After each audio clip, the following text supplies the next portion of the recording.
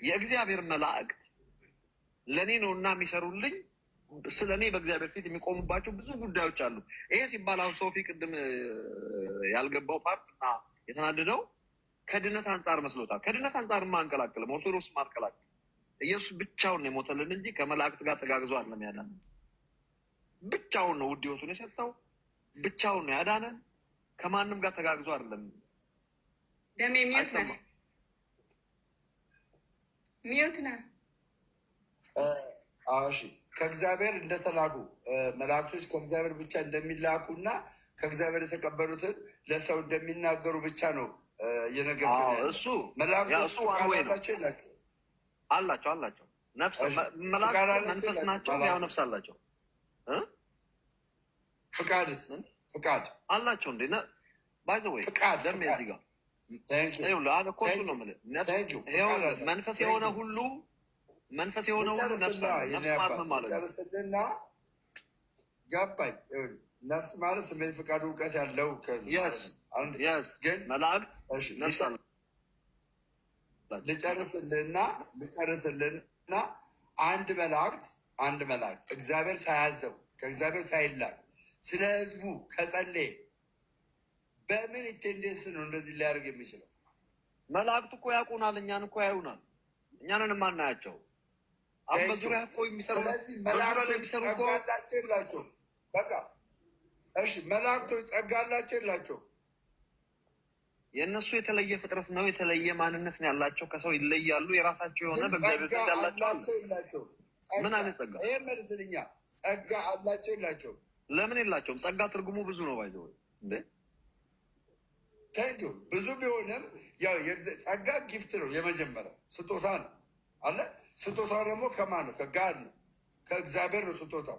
ሶዛት ከእግዚአብሔር የተሰጣቸው ስጦታ አለ። ምን ጸጋ አለ። በዛ ጸጋቸው ጸጋ ከምትል አንተ ተልእኮ አላቸው። የራሳቸው ፍቃድ በመጠቀም አዳምጠኛ የራሳቸው ፍቃድ በመጠቀም ምን ይላሉ? ወደ እግዚአብሔር ልመናን ያቀርባሉ። ምህረት እንዲገኝ ህዝቡ ምህረት እንዲያገኝ ልመናን ያቀርባሉ። በተሰጣቸው ጸጋ ደግሞ የህዝቡን ልመና ምን ይላሉ? ይሰማሉ። ለምን? አሁን ለምሳሌ ግን ቅዱስ ሚካኤልን ብለው ወደ ቅዱስ ሚካኤል ለምንልን ተራዳን ብለው ማለት ወደ እግዚአብሔር ጩልን ብለው የተደረገላቸው ብዙ ሰዎች አሉ። አየህ፣ አሁን እኔ ከመጽሐፍ ቅዱስ የተነገርኩ አንተም ከመጽሐፍ ቅዱስ አንድ ነገር አያይዘችን ነገር አንተ ለምትለው ነገር መጽሐፍ ቅዱሳዊ ማስረጃ ነው። ጸጋ ኬን የምታው ጸጋ አላቸው የእግዚአብሔር መላእክት አይደሉ እንዴ? ጸጋ እንዴት ነው? ጸጋው ማን የሰጣቸው? ቀደሜ ላንብብ ትንሽ ልውጣና ከላይ እሺማ ኖ ቆይ ቁጭ በይ ትንሽ ቆይ። አሁን እኮ ይኸውልሽ ነው ምንም አላጭበረበርኩም። ግልጹን የተናገርኩት መላእክት ያማልዳሉ። የሚያማልዱት ግን እኛ ቀጥታ ነግረናቸው ሳይሆን ከኛ እውቀት ውጭ በሆነ መልኩ በእግዚአብሔር ፊት ስለኛ ይቆማሉ። ስለኛ ብለን እንጠራለን። መፍራት የለብንም። ይሄንን አሁን ብዙ ላምጣልህ መሳፍንት ምዕራፍ 12-13 ላይ ማኑሄ ለባለቤቱ የተገለጠው መላእክት ለሱ እንዲገለጥለት ጸለየ አልጸለየ? መልስልኝ። መልአክ ስለመሆኑ እሱም ቦታ መልአክ ስለመሆኑ በማወቅ በነገራችን ላይ እባክህ እዚህ ጠብቀኝ እስክመጣ ድረስ አለው እንጂ እንደ እግዚአብሔር እርዳኝም አላለው። ማን እንደሆነም አላወቀም። ለሚስቱ አስቀድሞ ተገለጠላት፣ ልጅ እንደምትወልድ ተገለጠላት። ያ የተገለጠላት መላእክትን ደግሞ የነገራትን መረጃ ይዛ ለማን ነገረችው? ለፋኑኤል ነገረችው። አንዴ ሶዛን እሱ አላምን አላት። ገባ? አላምን አላት። አላምን ሲላት ከዛ በኋላ እሱ ከዛ ቀጣይ ምን አደረገ? ለእሷ የተገለጥክላት መላእክት ለእኔም ናና ተገለጥልኛል። ወደ እግዚአብሔር ሳይሆን የጸለየው ፋኑኤል ወደ ማን ነበረ? ወደ መላእክቱ። ምን ወዳለው መላእክት? ለባለቤቱ ወደ ተገለጠለት መላእክት። መላእክቱ የፋኑኤልን ጸሎት ሰምቶ እንደገና ተገለጠለት።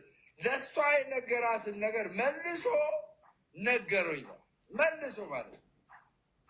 አየህ እዛ ጋር መልሶ ግን ሰዎች ይህንን መልአክ ቴዎፋኒ ብለው ይሉታል። ለምን? ስግደት ተቀብሎ ስለወጣ ቴዎፋኒ ነው ይሉታል። ላስረዳ፣ እኔም ተራ ይስጠኝና ላስረዳ። በብሉይ ኪዳን ዘመን የእግዚአብሔር መገለጥ ቴዎፋኒ የሚለው የግሪክ ቋንቋ እግዚአብሔር እንደ መልአክ ወይም እንደ ሰው የተገለጠባቸውን አገላለጦች ነው ቴዎፋኒ የሚባለው። ኢየሱስ ክርስቶስ የእግዚአብሔር ክሊረስ ቴዎፋኒ ይባላል። ለምሳሌ መጽሐፍ ቅዱስ በመጽሐፍ ቅዱስ ነው የሚፈታው። እግዚአብሔር ሲገለጥ በብሉይ ኪዳን ዘመን ሰዎች ገና ኃጢአተኛ ስለሆኑ የኃጢአት ኢሹ ስላልተነሳ እንደ አዲስ ኪዳን ዘመን እግዚአብሔር ከውስጥ ወደ ውጭ አይናገረንም። ታውቃለህ፣ የኃጢአት ግድግዳ አልፈረሰም። ሌላ ፖርሽን ገባ። አልገባው። ወደ እሱ እየመጣሉ ነው። ወደ እሱ እየመጣሉ መላእክቶች ይሰማሉ አይሰሙም የሚለውን ነው። ለማኑሄ እና የሳምሶን ቤተሰቦች አለ ምትለኝ፣ ለእነሱ የተገለጠላቸው ራሱ እግዚአብሔር እንጂ መልአክ አይደለም የተገለጠላቸው። ታይተ እንደሆነ መጨረሻ ላይ እግዚአብሔርን አይቻለሁና አለ። እግዚአብሔርን አይቼ አለ። እግዚአብሔርን አየንና እንሞታለን አሉ እኮ መጨረሻ። ይኸውልህ ለምሳሌ እኮ መጽሐፍ ቅዱስ በመጽሐፍ ቅዱስ ነው የሚፈታው ብያለሁ። ለሙሴ የተገለጠው ቁጥቋጦ እሳት መልአክ ወይስ አዲስ ኪዳን ልምጣለን? አዲስ ኪዳን ልምጣልና ቆይ ብቻ ነገረኝና ወደዛ እንሄዳለን። ቆይ ለሙሴ የተገለጠው በቁጥቋጦ እሳት ውስጥ ሙሴ ብሎ የጠራው መልአክ ወይስ ሰው? እግዚአብሔር ቃል መልአክ ይለዋል። መልአኩም እንደዚህ ያለ ይላል። እንደገና ደግሞ በተራራው ሙሴን የተገለጠለትን በመላእክት ሕግ እንደተቀበለ ይናገራል። መልአክ ወይስ እግዚአብሔር? በዚህ እኮ መፍታት ትችላለህ። አሁን ብሉይ ኪዳን ላይ አንዳንድ ጊዜ በመላእክት ራሳቸው መላእክቶች የሆኑት አለ። አንዳንድ ጊዜ ደግሞ እግዚአብሔር በመላእክት ተመስሎ የመጣበት አለ። ይሄ አያከራክርም አለ። ለምሳሌ አንድ ጀምሮ አዳምጠኝ። ትንቢተ ዘካርያስ ምዕራፍ 1 ጀምሮ እስከ 20 ብታነበው ሪል የሆነው የእግዚአብሔር መልአክም አለ። እንደገና ደግሞ እግዚአብሔርም አለ። እግዚአብሔር ሲኖር በመልአክ ተሰይሞ ያለ እዛ ቦታ ላይ መላእክትም ደግሞ አለ። እዛ ቦታ ላይ መላእክትም አለ። ደሜ ከዚህ ላል ሶስቱ ሰዎች አብርሃም ቤት የመጡ ቀን ለእግር ውሃ መጣላቸው፣ ፊታ ብሬድ ጋገረ፣ በሬ አርዶ አበላቸው። እሱ እኮ ሰዎች እያስተናገደ እንደነበረ ነው የሚያውቀው ሰው ሰዎችን። ነገር ግን እሱ አንዳንዶች ሳያውቁ መላእክትን አስተናግደዋል።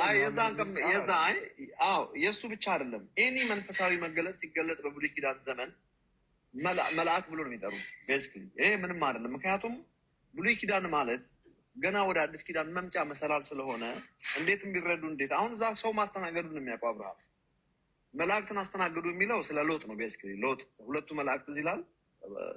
እሱም ሰው እያስተናገደ እንደነበረ ነው የሚያውቀው። አሁን እዚህ ጋር ሶስቱ ሲመጡ ሁለቱ መላእክቶች እንደሆኑ ወደ እንትን የተላኩት ሁለቱ መላእክቶች እንደሆኑ ግልጽ ነው።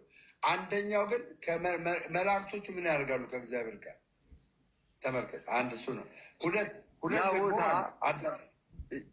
ደግሞ እምልህ ደግሞ ምንድን ነው መላእክት የሰሙን ንግግር ይሰማሉ፣ ያዳምጣሉ፣ ሊያዳምጡ ይችላሉ። እኛን ግን አያገባንም።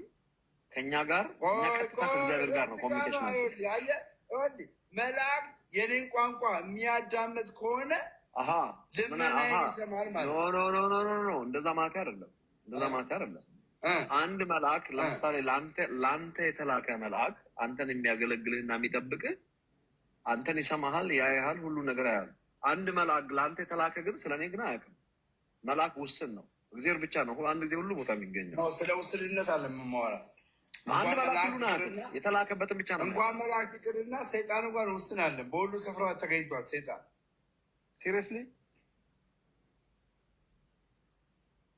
እንዴት ነው ሁሉ ቦታ የሚገኘው ሰይጣን? እንዴት ነው ሁሉ ቦታ የሚገኘው?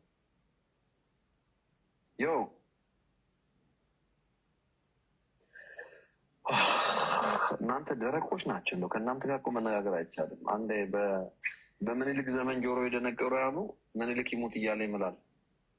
ወይም ደግሞ አውቆ የተኛ ቢቀሰቅሱት አይሰማ ነው። ስለዚህ የግድ መላእክት ይሰሙናል።